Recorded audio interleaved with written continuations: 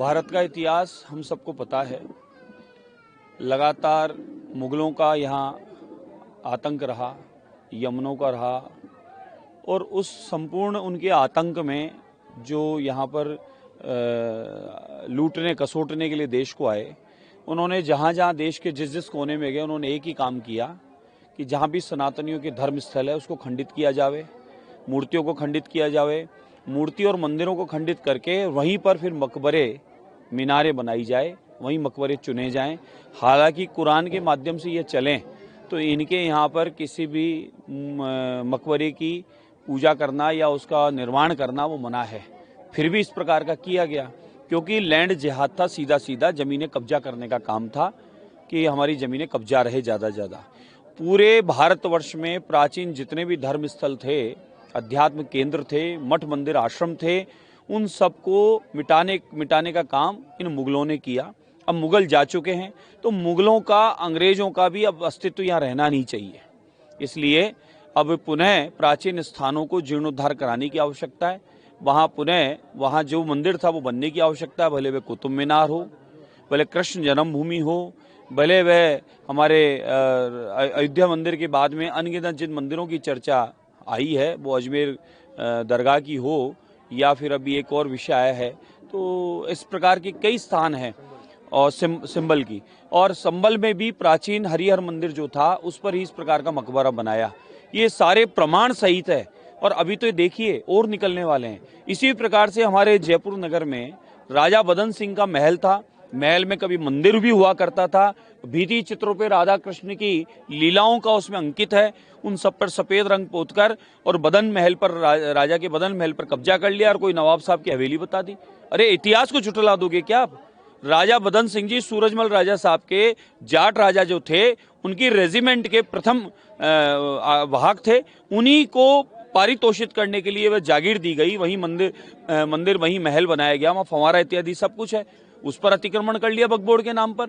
ये लैंड जिहाद है, इसलिए जांच होनी चाहिए। हमें तो कोई तकलीफ है नहीं अगर कोई कहता है हिंदू धर्म स्थल पर फलाना या नीचे मकबरा दबाए। हम कहते हैं हमारे मंदिर को खोद लो, निकाल लो, अगर है तो जांच करा लो। किसी भी हिंदू धर्म स्थल पर कोई कह दे कि हमने तोड़ के कब्जा किया है, कहीं भी कोई बता दे, हम उसके लिए तैयार हैं। लेकिन मुगलों ने किए थे ऐसे कार्य, अब मुगल जा चुके हैं तो किसी को पेट में दर्द होना नहीं चाहिए। और पेट में दर्द है तो वो पेट दर्द अपना दिखा दे। बाकी जो हमारे धर्म स्थल है प्राचीन, उन्हें वापस पुनः जीर्णोद्धार की आवश्यकता है। और हम तो कानून नियम पर चलने वाले लोग हैं साहब। अयोध्या राम मंदिर का 500 साल इंतजार किया ही ना। हमें खुद को बनाना तो बना लेते, लेकिन हमने कानून पर विश्वास किया और कानून का फैसला हमारे पक्ष में आया तो ही हमने अयोध्या राम मंदिर बनवाया। यहाँ भी हम लोग चाहते हैं कि यहाँ भी कानून नियम के माध्यम से जांच हो। अगर यहाँ प्राचीन मंदिर है, भले वो 2.5 दिन के झोपड़ा स्थान हो अजमेर में, या फिर ये दरगाह हो, या फिर हमारे संबल वाला हो, या फिर हमारे कुतुब मीनार के में 10 तीर्थंकर भगवान का मंदिर और एक मंदिर वैष्णव समाज का हो, और कृष्ण जन्मभूमि जहां भगवान का जन्म हुआ वही जन्म स्थल, वह जेल जो उस मकबरे के भीतर में है, वही काशी विश्वनाथ जो ज्ञान वापी इस स्थान पर है। ये सारे पुराने हमारे प्राचीन स्थान हैं जिनका उल्लेख शास्त्रों में प्रमाण है और उसी आधार पे हम लोग मांग करते हैं जांच कीजिए। नहीं निकलता है तो हम छोड़ देंगे और निकलता है तो आपको देना पड़ेगा। तो कानून नियम पर चलने वाले लोग हैं, हम पूर्णतः इंतजार करेंगे और हमें विश्वास है कि वहां भी हम जल्दी शिव भगवान के दर्शन करेंगे। महाराज जी, एक और मेरा सवाल था। आप चूंकि संत समाज से ताल्लुकात रखते हैं, संगठन भी आपका चलाते हैं, आप संत समाज का, बांग्लादेश में जिस प्रकार से हालात है, उन हालातों के बीच अब आपको क्या लगता है कि कोई चीज़ ऐसी होना चाहिए? क्योंकि वहाँ पर लगातार जो हिंदुओं पर और संतों पर अब आक्रमण होना शुरू हो गया, उनको जेलों में डालना शुरू हो गया। ये बहुत ही चिंतनीय विषय है और मैं तो सभी सनातनियों को पूरे देश में आह्वान करता हूँ कि बांग्लादेश की स्थिति आपके सामने है, केरल की स्थिति आपके सामने है। पिछली कुशासन जब कांग्रेस का राजस्थान में था तब उदयपुर की स्थिति आपके हमारे सामने थी, और कई जगह, भले मालपुरा क्षेत्र का मामला हो, कई जगह जब भारत में सनातनियों को इस प्रकार से चुन चुन कर नुकसान पहुंचाने का प्रयास किया जा रहा था, तो सनातनियों के लिए अब कौन सा स्थान सुरक्षित है ये देखने की बात है और कौन सरकार उनके साथ है ये भी सोचने की बात है। बांग्लादेश में जो दयनीय स्थिति है, बांग्लादेश में ये माने कि आतंकवादी स्वभाव के लोग, जिहादी किस्म के लोग, जिन्होंने जहां पर अल्पसंख्यक समाज के रूप में भारतीय रहते थे या सनातनी रहते थे या पुरातन समय से बाप दादाओं के समय से वहां अपना व्यापार करके, अपना नौकरी करके अपना काम चला रहे थे, उन लोगों को चुन चुन के मारना, काटना, बहन बेटियों की इज्जत लूटना, चौराहे पर उन्हें टांग देना, उनके व्यापार स्थलों को लूट कर उनका सामान ले जाना, आज क्या परिस्थितियां वहां बना दी है। तो मैं तो केंद्र सरकार से, मोदी सरकार से, अखिल भारतीय संघ समिति राजस्थान का अध्यक्ष होने के नाते, एक आम नागरिक होने के नाते अनुरोध निवेदन करता हूं कि बांग्लादेश पर ध्यान देने की आवश्यकता है। बांग्लादेश में सनातनी जो हमारे फंसे पड़े हैं उनको बचाने की आवश्यकता, उनको सुरक्षा उपलब्ध कराने की आवश्यकता है और हमें दखल देने से कहीं ना कहीं उनको बल मिलेगा और वो लोग बच पाएंगे। अन्यथा भारत में भी इस प्रकार के षड्यंत्रकारी कई जगह ऐसा माहौल बनाना चाह रहे हैं कि भारत में भी भारत के लोगों को कोई ना कोई नुकसान पहुंचाने का प्रयास कर रहे हैं। लेकिन अब सारे सनातनी संगठित रहें, जात पात ऊंच नीच सारे भेद भुलाकर सारे सनातनी संगठित रहें और सारे सनातनी ऐसी मजबूत सरकार, मजबूत व्यक्तित्व, आदरणीय प्रधानमंत्री नरेंद्र मोदी जी के नेतृत्व में जिस प्रकार का विकास भी चल रहा है और सनातन भी चल रहा है और पूरी दुनिया में विश्व गुरु के रूप में पुनः भारत स्थापित भी हुआ है, उनके साथ खड़े रहें कंधे से कंधा मिलाकर, ताकि इस प्रकार के षड्यंत्रकारी हमारे यहाँ कोई भी ऐसी घटना करने की सोच भी नहीं सके, उससे पहले उनका इंतजाम हो जाए, तभी तो आतंकवाद समाप्त हुआ है यहाँ। इसलिए बांग्लादेश में जो सनातनियों के साथ हो रहा है वो ठीक नहीं है, उनके साथ हम हैं।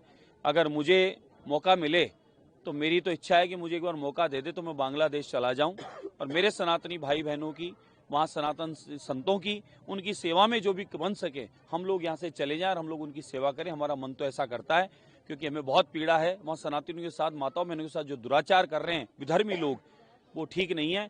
यहाँ ये सनातनी रहने वाले भारत के सनातनियों को वहाँ से ये शिक्षा लेने की आवश्यकता है कि वहाँ पर ये स्थितियाँ उत्पन्न कर दी, यहाँ पर ये विधर्मी स्थिति उत्पन्न कर दे, उसके लिए हम एक रहें, संगठित रहें और सनातन और तिरंगे के साथ खड़े रहें। एक लास्ट सवाल, आपकी सरकार ने हाल ही में कैबिनेट में धर्मांतरण विरोधी बिल को मंजूरी दी है जो आगामी विधानसभा सत्र में पास किया जाएगा। आपको लगता है कि राजस्थान में इस प्रकार के हालात है कि धर्मांतरण हो रहा है बड़ी संख्या में?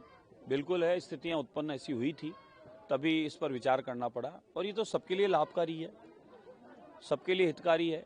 हमारे यहाँ बहन बेटियों को बरगलाकर, गुमराह करके और उनको जिहादी लोग लव जिहाद में फंसा के उनका जीवन नर्क कर दिए, बर्बाद कर दिए। 13 बच्चियों का तो गवाही मैं हूँ, 13 बच्चियाँ अब तक।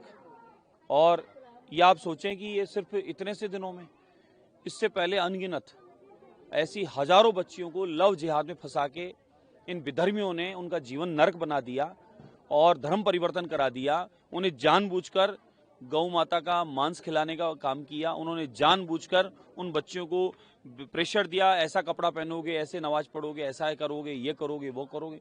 आप उनको ताड़नाएं देकर इस प्रकार का कृत्य किया है तो ये अपराध की श्रेणी में आता है। ऐसे अपराधियों का अपराध बंद होगा, 10 साल की जब सजा होगी तो उन्हें अपने चचिया ननिया सब याद आ जाएगी।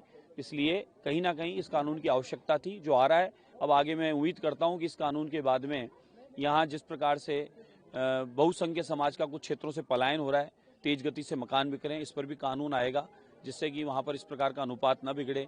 लैंड जिहाद का जो काम चल रहा है वक्फ बोर्ड के नाम से, उस पर भी आना चाहिए। मैं तो और मांग करता हूँ कि केंद्र सरकार इस पर जल्दी से विचार करे कि जब इस वीडियो को लाइक करें, हमारे चैनल को सब्सक्राइब करें, बेल आइकन जरूर प्रेस करें।